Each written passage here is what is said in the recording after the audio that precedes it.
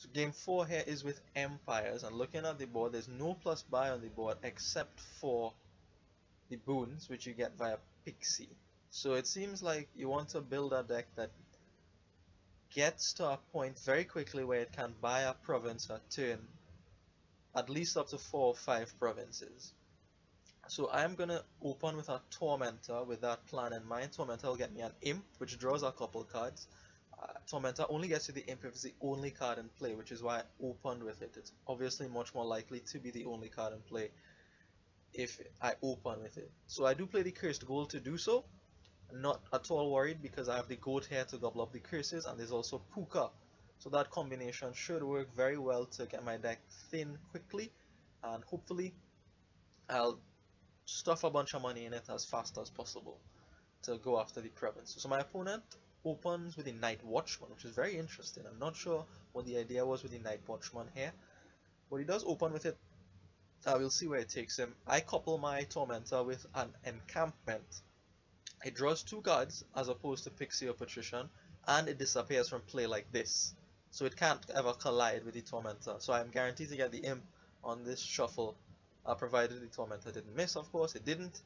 And once again, I'll play the Cursed Gold to pick up a Puka. I think it's worth it. I have the Goat to gobble things up. I have the Puka now to trash the coppers away.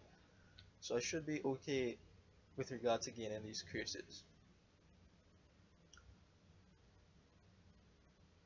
So my opponent he now buys an encampment here. The encampment is also nice because I'm looking to buy gold eventually, so hopefully I can get an encampment or two to stick, but I'm not counting on that.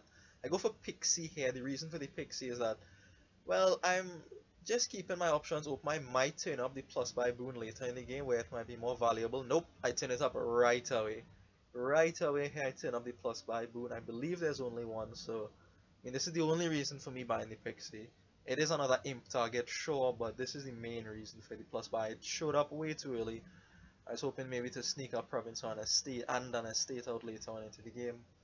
But I'll take it now. I do have the Cursed Gold, which is a good chunk of change. And I will use the plus buy here to go after an encampment and a gold. There are, of course, other options there. I had 3 buys. So maybe, I don't know, Crown Silver or something. I don't know, so there are other options there, but I went for the encampment and the gold. Like I said, the plan is get thin quickly and stuff your deck with treasures to make it reliable at hitting province as soon as possible. As the name of the game here, and you get even more rewards for buying green cards early with Battlefield. So my opponent chains his Puka to his Imp here, which is very good for him. He gets to trash and to play his Night Watchman, setting up his next turn. So at this point I'm a little bit concerned about the Night Watchman. Maybe it is actually making his turns much better, and maybe I should have a Night Watchman. But on 5 here, I think there are more attractive targets than the Night Watchman. I go for a Crown here. Crown works very, very nicely in this deck. You can crown the Goat, for instance. Imp can chain to the Crown if that happens that way. So I think that's very, very useful. Another option there might be Crypt, just to store away money and reliably hit 8. I was definitely thinking about Crypt, especially from the beginning. Not especially from the beginning, but even from the beginning. I was thinking about the Crypt there, because it is pretty good at spacing out your money and making sure that you hit 8 every single turn. So I chain my Puka to my Imp here, and I do trash the Cursed Gold now. I'm not sure about this play. One thing about the Cursed Gold is that if the curses run out, Cursed Gold is just a gold that you started the game with, which is very nice. You didn't have to pay money for that. And there are 4 curses left, and I do have the Puka Goat thing going for me, so I'm not entirely sure I should have trashed that Cursed Gold at that point in the deck, but I did. So I have a bit less economy now, but I do pick up a gold on that turn as compensation. So here my opponent picks up a Cursed Village, which kinda hurts him, I feel, because the hex he picks up makes silvers and golds be worth only 1 coin on this turn. And he has some gold, well, at least 1 gold anyway. No one has silvers yet, so that might hurt him if he does see the gold on this hand. I choose to crown this encampment here. I was trying very, very hard to keep this encampment around in my deck while I put gold into it, but I felt like drawing 4 cards there was just superior to not playing the encampment and just having $2. So I went for it. I didn't manage to save it, but that's okay. I'll live without the encampment, I suppose. So I do trash what is the final curse for my deck, and I have enough money for province here, but I just say no, I'm not going to buy the province yet. I'm going to buy 1 more gold before going after the provinces. So I have 3 gold, and this tormentor here has money. Hopefully that should be enough to get me through 4 provinces. That's all I really want, and then I'll buy duchies after that.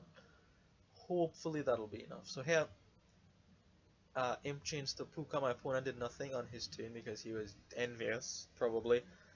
Or maybe he just had a bad draw, I don't know. And I am able to see enough cash here to start going after the provinces. There is a gold at the top of the deck with a crown, so I'm not worried at all. That looks extraordinarily good. Extraordinarily good for picking up province. Crown on gold. Crown is a great card here. Great, great card in this deck. In general, it is very, very good. So I could crown the Puka or Puka the crown. Yeah, look, I could even Puka the crown if I really, really want to. Not going to, of course. I think I'm just gonna stay put here, especially after my opponent hexes me like militia, and pick up a province, a second province. My opponent, he is starting on the province train here. He goes for province numero uno himself, or herself, I don't know. All the while taking the battlefield points. So one thing I did think about is whether or not a second crown was better than a third gold. So maybe play with double crown, double gold, as opposed to playing with single crown, triple gold. Not sure on that assessment there. My opponent does manage to keep his encampment around, and it looks like he'll keep it around for most of the game because his deck is thin now, and he managed to chain it here, which I was not happy about. I would really like it if he returned that as soon as possible, but whatever. If that's how things are, that's how things are. So this Tormentor actually gets me another Imp here, late game Imp, and on 7 I don't go for the Duchy, I go for the Cursed Village here, hoping I don't get hexed badly, and I don't. The Cursed Village is a bit of draw, another Imp target, although it's not the most attractive Imp target in the world, honestly. But mostly it's just a bit of draw. I could have also considered Crypt there. I did consider another gold. Maybe just another crown is better. I thought it was too early for the duchies, especially given that I was 2 provinces to 1 with my opponents. So to my opponent's province. So he now picks up the second province. We're level on it. The 1 point difference you see here is because he hexed me and put a curse into my deck, which is sad. I'll have to get to that at some point, I feel. So options galore here. I didn't want to trigger the shuffle to make a crown, imp, and gold miss, so I just decided to stay put even though there was a copper at the top of the deck, and pick up province number 3 here. So this guarantees me half the battlefield points, which I'm content with. I won't lose that split. So again here, more options, right? This is a great thing with crown. I have so many options. I could crown the imp, crown the puka. I could hold the crown in reserve and chain the puka to the imp, and then hopefully draw into gold, which I would then crown. So very, very, very good, shining brilliantly here is crown. My opponent goes for number 3rd province. That was English. Number 3rd province. The 3rd province, his 3rd province, or her 3rd province. As it is, I decided to crown the imp just for a bit more draw. And I do find most of my deck here, which is decent, but I don't find enough of it. I would happily take the province here and offer the tie to my opponent, because I would be able to trash the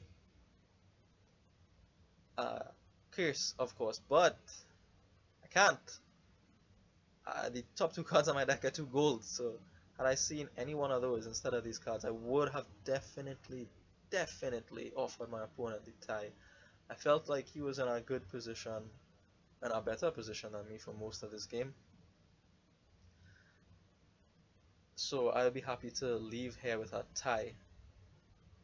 So here, this is Cursed Village Imp. I played the Cursed Village first because chaining the Imp isn't really better. The Cursed Village draws less if you do so, and you overall draw less cards, I feel, if you play Imp first and then the Cursed Village.